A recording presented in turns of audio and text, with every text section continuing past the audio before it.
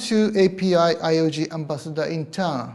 This time, we are exceptionally fortunate to have Ambassador Rahm Emanuel. Thank you very much for coming to us. Thank you. And I've asked him questions about his ambassadorship in Tokyo, Japan, and also what he is thinking about international relations today. And first, I'd like to ask you, now you have spent a little more than 1 year in Tokyo.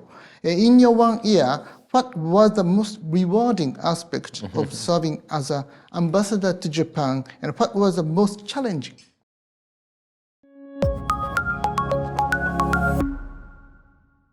Well, it's first of all, I don't consider myself serving in Tokyo. I'm serving in Japan. I mean, Right. Yesterday I was in Kyoto, which is my fourth or fifth visit there. Then Osaka, which was my third visit there. Third visit? Yeah. Well, Osaka, you should also know, is a sister city of Chicago.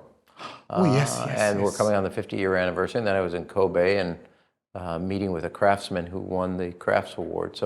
And then 2 weeks ago, I was in Sapporo. So I try to go around. So I see it more as about all of Japan, not just Tokyo. It would be a mistake to do that. The rewarding part is creating a closer collaboration between the United States and Japan, which is extremely close anyway, even prior to my attendance. But, you're interviewing me the morning after the Diet adopted the 2% of the budget going towards, of GDP going towards defense spending. That's only one aspect, but an important symbol of the closeness of the relationship and the strategic kind of balance that's achieved between the United States and Japan. President of the United States, this May, will be twice in 1 year in Japan. Oh, yes. May last year for the bilateral, May for the G7 in both 2022 and 2023. He'll have started 2023 by receiving the first visitor was the Prime Minister of Japan. So there's a real intimacy and the relationship. And in some ways, I do this tongue-in-cheek, but I'm serious. The United States could have written Japan's strategic documents, and Japan could have written the United States strategic document, especially when it comes to the Indo-Pacific area. But in addition to that, the largest company by head count in Japan, foreign, is Micron, a U.S. semiconductor. They employ 4,800 people here in Japan, in the Hiroshima area. We are also the #1 foreign direct investor in Japan 3 consecutive years. Yeah. In a similar way, Japan's the #1 investor in the United States for those same 3 years. So on every level, culturally, politically, strategically, diplomatically, however you measure it, the United States and Japan are great and close allies. And that, to me, from a standpoint, I said this when I was being confirmed in the Senate, and I really believe was somewhat prescient looking to the future, which is what we do over the next 3 years will determine the foundation for the next 30 years. And every day building on that is, I think, part of what I find both politically and personally rewarding. The learning part, I think that's the second half of your question. There's all these quote unquote experts back in America and Japan, and they all told me, oh, you gotta calm down, you gotta slow up. I mean, you can't be as kind of direct as you are. One is I'm not frustrated by Japan's pace. I find Japan moving an incredible pace to make sure it's strategically prepared for the future. So a lot of quote unquote experts in America don't know the modern Japan. Number two, at least I have found it so far, I can always step over the line. I think the Japanese public, and at least I just came from a lunch with a Diet member, I think prefer somebody that's direct, honest, versus somebody that's quote unquote diplomatic. They never say what they mean. I suppose that's partly because you met so many ordinary people, together with, of course, senior statesmen. I feel, whenever I saw your tweets, you have been always a great learner, exceptionally great learner of Japanese culture and Japanese people by meeting so many, both ordinary people and senior statesmen. Well, just yesterday, I was with the winner of the Japan Crafts. I was at their home because I'm looking at some furniture, and I also promised, it was actually here the awards were held. And the family invited me for lunch in their home in a farmhouse. And I was telling my family, it was like, first of all, the father and I were both joking. He has a really powerful, strong daughter, which I love. And he said, and I was teasing him because I have two daughters, similar age. I was teasing him. He said she's tough on him. I said, my daughters are tough on me. Behind our back, they say to everybody how good we are. To our face, they're constantly on us like this. But it was a great family meal, and I was sitting at their table in their farmhouse. Couldn't have had it as one of the highlights of my trip. The other day, I was just with the Diet member who represented. I was in Saitama, I think I pronounced that correctly, making mochi with kindergartners. And I do try to, maybe this is being a former elected officials in Congress, but also a mayor, which is a very important job in America. Not that it's not important here, but you can meet all the prime ministers, defense ministers, which are important, and that's a part of your job.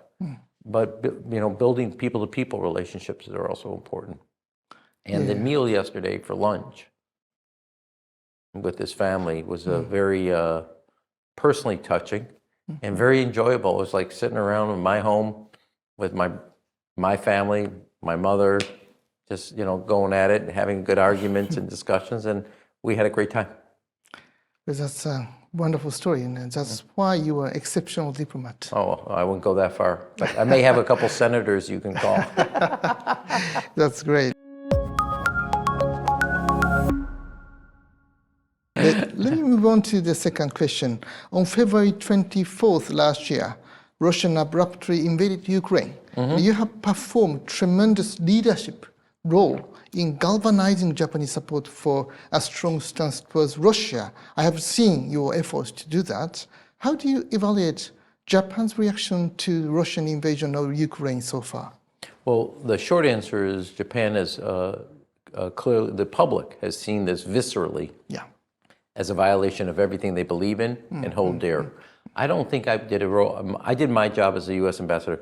I think the Japan public was there on day one, because I don't think it's mine. I think if anything, it goes to the Prime Minister, his entire administration, for channeling the opinions expressed into positive policies.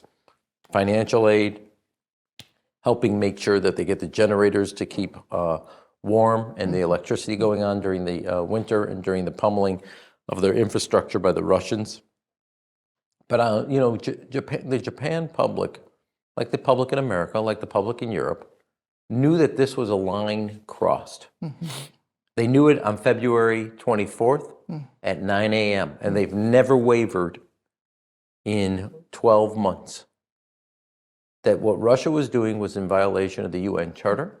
They were violating the sovereignty of another nation, and they knew that if this stood unchecked, that it would mean everything that we believe in as freedom-loving people, that would be in jeopardy. And so I'm the U.S. ambassador to Japan. I didn't galvanize Japanese public opinion. The Prime Minister, the Japanese public galvanized Japanese public opinion because they hold a set of values and a set of principles dear. They have been consistent, and I think that Japan has not only as a country gone sanction for sanction. They're the first, as I like to remind people, the first country to send LNG to Europe during its time in need. They've sent supplies. They've helped organize the ASEAN countries to speak with one voice. So in my view, Japan and the public and the Kishida administration have done exactly right. And if anything, I've played a secondary supporting role, nowhere in the front. And that's true. I mean, if you look at all of Europe, you look at the United States, the public is pretty clear that this cannot stand unchallenged. It's unacceptable. Right. I sense that your encouragement to Japanese people is quite strong because your argument is, I sense that your argument is based on your deep understanding about restrictions which we have had in Japan, and also your deep understanding about Japanese people's feeling. you have a certain set of principles that you hold dear. One of them is about freedom. The other is about respect for the law, respect for the individual's own freedom within that structure, and international system based on rules. When you sign on to become a member of the United Nations, it's based on a set of premises and presumptions that you either agree to or you don't. And Russia, as a member of the Security Council, is in direct violation of everything it requires to be a good acting member of the United Nations. Forget whether you agree with the West or agree with democracies. You're a member of the Security Council. There's a boundary, the sovereignty of Ukraine. You unilaterally took military action in direct violation of that. Now, if that stands unchallenged, there's then nothing that matters between nations. Either the international system we set up based on law or one that's based on power. You pick. And the Japanese people correctly have picked the law over power. We are very fortunate to have you in Japan at the historical turning point, as Prime Minister Kishida has been saying several times. We are now in a historical turning point, and the US-Japan alliance is more needed than ever, and your role is critical so far. Thank you, but look, we can either accept, and the United States has not been perfect at this, so we don't come at this clean hands. You can either accept that the raw exercise of power and military might is what governs, or there's a set of rules and laws that apply equally whether you're powerful or not. Here in Japan, the law and a legal system that holds all of us equally accountable is a better future than one where raw exercise of power and military might determine what is right and wrong. And that's what's at stake here. Now, I said this the other day when we were with the Ukrainian ambassador, and I want to repeat it. Because I just read another interview with the economist Jeffrey Sachs. There's a political theorist, scientist at the University of Chicago, John Mersheimer, and others, that somehow NATO is at fault, which is also a mythology that's repeated ad nauseum by President Putin, that NATO enlarged east. NATO didn't go east. Poland, Lithuania went west. Right. Freedom has its own gravitational pull. Respect for the law is something that people are fleeing Moscow and St. Petersburg to embrace. The respect for and holding up an individual that's worthy of charting their own future is something that has grabbed the hearts and minds of the people of Hong Kong, Shanghai, St. Petersburg, Tehran, Moscow. And we in the West can't lose confidence in, while we have many challenges, we have a lot of problems, we have something that people around the world continually are trying to get to, whether leaving the shores of Africa, leaving and crossing the Rio from Mexico, or coming across Afghanistan, Iraq, and Syria. We have a thing called freedom and a future. Right. Nobody is fleeing to Moscow. Right. No one is fleeing to Beijing or to Tehran. That tells you something. People are voting with their feet. And NATO did not expand east. Poland, Lithuania, Estonia, Latvia, Romania chose to be part of the value system that makes up the West. Well, that's a very powerful argument. And I suppose that the Japanese people is expecting from the United States a kind of a moral leadership. And from your words, I feel a kind of those moral leadership. I say this, America, one of the things that we are able to do is be self-aware. We're not perfect at this. We have made our own mistakes. We're an idea in the race of progress. We fall short because reality never meets the ideal. But we are always striving to get there.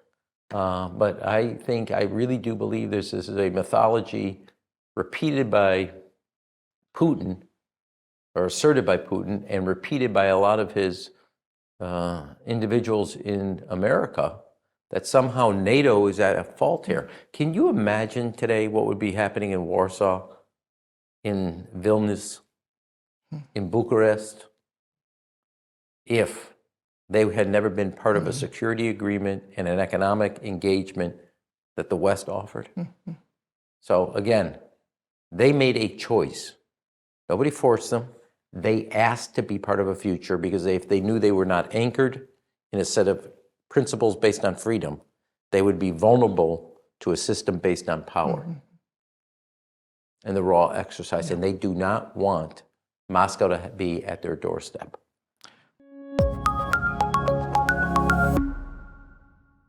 Well, thank you very much for your powerful argument. And also, Japan is changing as well. Yeah. And last December, as you know, Japan adopted a new security document to fundamentally reinforce the capabilities of the self-defense forces, defense capability. How do you see this development or transformation, and what do you see the evolution of U.S.-Japan security cooperation in the future? Well, two things I would say. One is I think Japan had a healthy debate. Since 1976, you basically have had a 1% cap of resources going to the defense budget as a total of your GDP. With China firing weapons into your EEZ, North Korea firing ICBMs over your land and missiles into your EEZ, you realize that the world was changing, and you basically, that rather than resist change, you've embraced change and done the tough things and necessary things for your self-defense. So I compliment the country of Japan, the people of Japan, and the Kishida administration for being hard-headed, if we like to say in America, that the future required something different. Now, I have this analysis that in the last 3 years, the 3 C's, as we like to say in the English language, have changed the world. COVID, coercion by China, and conflict by Russia. Japan is making, like the United States, a series of adjustments to the changes of the 3 C's that have brought. And this old world, is no longer holds. And it requires an alteration and a change for that. I think the United States, you're asking me this question on the day in which not only did you pass a defense budget that makes a radical break with the past and embraces Japan's security and best prepares for Japan's security needs in the future, but you're also on the doorstep of signing an agreement with the United Kingdom and Australia on the basically close to an equivalent of a defense pact treaty on port calls. A week ago, while you and I are sitting here, the president of Philippines was here for a very, very important visit. And it has been reported in the paper. They're also talking about joint shipping and naval exercises with the United States, as well as Coast Guard with Japan. So I think Japan has, rather than turn their back on the future and hope it goes away, looked straight at the future and realizes here are the things we need to do to prepare. And that's what leadership is about. Yeah, I agree. I also feel that Japan is making a good decisions. In the United States, you can say that this is a success. Well, I don't know about my success. I think here's the thing. The United States have advocated certain things in the past. I think Prime Minister, goes to the Prime Minister, and I mean this. He gets elected October of 2021. The first thing he does is ask for the 3 strategic documents to be rewritten. There was not a tank on the Russian-Ukrainian border. There wasn't an exercise by China in the Taiwan Straits that fired missiles into Japan. The Prime Minister knew that the world was different. It took a war by Russia on Ukraine for some countries in Europe to recognize that they had basically put their head in the sand in the last 10 years. They still haven't passed budgets equal to their responsibility and their security needs. Japan has done that. That's leadership. Thank you very much I'm glad to hear that. Japan and the United States also work closely on economic security as well. That involves supply chain resiliency measures for semiconductors as well. How much are you confident in bringing in business sectors in pursuing strategic competition with China? It's more needed than before to combine economic aspects with security aspects of the US-Japan cooperation. Supply chain is one aspect. Look, I think we're the number one investor in each other's country for 3 consecutive years. So that's a good sign. As I said to you, the largest employer here in Japan is a US-based company, Micron, in the semiconductor space. 4,500, 4,800 people work there.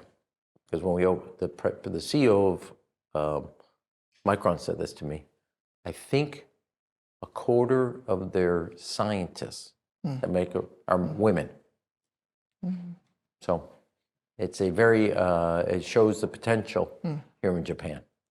The president who was here in May launched IPEF, the Indo-Pacific Economic Framework. There's a supply chain component, there's an energy component, and we need to make the most of those 2 qualities as plus the digital that ensures the economic security.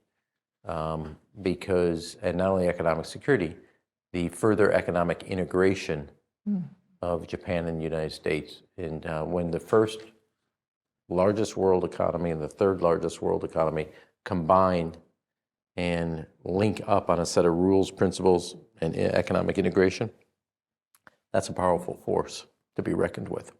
Right, of course, events can bring differences, but each people, like you and ordinary people and political leaders, can bring changes. Japan brings, like, the 3 companies with the greatest amount of patents in auto batteries are Toyota, Panasonic, and I forgot the 3rd one. Japan brings a lot to the table. I was just at Kawasaki, down in not Osaka, in the Kobe area, at their hydrogen facility. It's an incredible forefront. Japan's been doing research in hydrogen and deployment for 20 years. You power a hospital off of hydrogen energy. You power vehicles off of hydrogen. The United States in the fall, it looks like, will be lending the first federal grants in hydrogen research.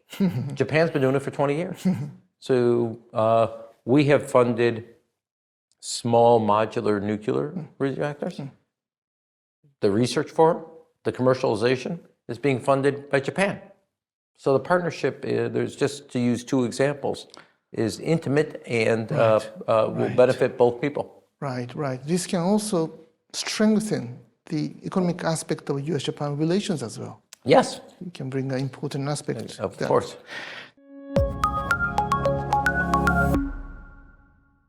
Thank you very much. And let me move on to the last question. You have been popular among Japanese netizens, particularly because of your rail fan and your tweets on your rail travels. And you have been showing so many pictures about the Shinkansen and ordinary trains and also commuter trains as well. So can you tell your favorite trains or lines in Japan, or can you tell us some of your interesting stories about that? Well, look, I have always, when I was mayor, I traveled twice a week to work by train. Amazing. Well, not really. I've always used the train. When you're in D.C. and live there, the train from D.C. to New York is a pretty convenient way to travel. So it's a normal part of, for me, it has been for my life, travel. When I wanted to come here and I said, okay, I'm going to do train, it was normal to me. It was not like something special. I did not realize there was a train culture and a fan base here in Japan. To me, this was a convenience. But it's come into something big. The irony is, when I first proposed it, the State Department said I couldn't do it. Really? Yeah, they said it was based on security. It was not safe for the ambassador. So I said to him, Joy, I said, look, man, I took the train as a mayor of Chicago. I see. If there was a safety concern, it was then, not now. I see. So it took off as a popular thing just as recently as yesterday, taking the train to Kyoto, etc., which I think has been the 3rd time I've gone to Kyoto by train. I don't think I've ever I've never flown to Kyoto. I've only done by train. And so people have recommended, there was one train, I was going down along the coast. Unfortunately, it was in the evening, but you sit facing out at the window, not, if this is the window, not looking forward, but it's facing. And unfortunately, it was at night, and it's supposed to be a beautiful ride along the coast, so I didn't get a chance to see it. So I'd like to do that during the day. The other one is, I went on a bike trip, and down to the Izu Peninsula. Okay. And there's a beautiful train, I think, leaves from Yokohama. Oh, yes. So I'll tell you a funny thing. So I took 2 trains or 3 to get down to the Izu Peninsula. And I see this, and as I'm walking down the platform, they said, oh, that's that. I said, that looks like a beautiful train. And they go, yeah, that leaves from Yokohama. And I go, well, why don't we take that? And they said, oh, well, everybody just kind of shrugged their shoulders. But so I want to take that train from Yokohama. It looked gorgeous. It looked like it had a dining car. And then, so that would be trains, but nobody's caught on. I like biking. Okay. I did a trip in the Izu Peninsula, and I'm hoping this summer to find 3-4 days and bike up into Hokkaido. That's great. Yeah, so I'm a fan of your bike experience as much as the train. Well, Japan is a safe place for a bike ride as well. Well, let me say one thing about probably the thing that surprised me the most, and I still find the most beautiful. So when I was mayor, and this is not limited to Chicago, because across the country, we have a problem on safety in America. I created what are called a safe passage route, so kids could walk these streets to the school door. And I had a guard every block. Because it wasn't safe. I think it's really beautiful here in Japan, seeing little kids 5, 6 years old. The backpack is this big, they're this big, and they just walk, and their parents feel comfortable letting them walk 5, 6 blocks to school, crossing streets. They put their hand up. You don't see it because it's not in your vision. I see it because it's so in contrast with the experience in America. I see. You appropriately, I don't mean you take it for granted. When my kids were growing up, we lived in Chicago. I wouldn't let them just ride. I would have to stand outside and watch them. Here, a 5-year-old walks to school by themselves, crossing streets. I don't think you really fully appreciate how stunningly beautiful that is. That's probably the most beautiful thing I've ever seen. I mean, I've been on Mount Fuji. I've been in the Izu Peninsula. I've been up in Hokkaido. I've been near Misawa in the national park. The most beautiful thing I've seen in Japan is a 6-year-old walking to school by themselves. I think it's stunningly sublime. Well, I'm very glad to hear that. I feel that you are really a genius in finding a good virtue of each places like Chicago, Tokyo, Kyoto, any places. So you can introduce really beautiful virtues of each place. So I have 2 daughters, a son, but they both came here, spent the winter here. They would go out till 2, 3 in the morning. I didn't think twice about it. That's not true in America. Just isn't. And I'm hoping Japan never loses that charm. It's something special. Thank you very much. There are still so many places that I want you to visit in Japan, so you continue to be busy. I joke with my wife. I'm 90% ambassador, 10% tourist. She's 90% tourist and 10% ambassador. She's got the better end of the deal. Wonderful. Thank you very much for your terrific talk. Thank you very much indeed. So this is the end of this time's Ambassador in Town. Thank you very much, Ambassador Emmanuel. Thank you.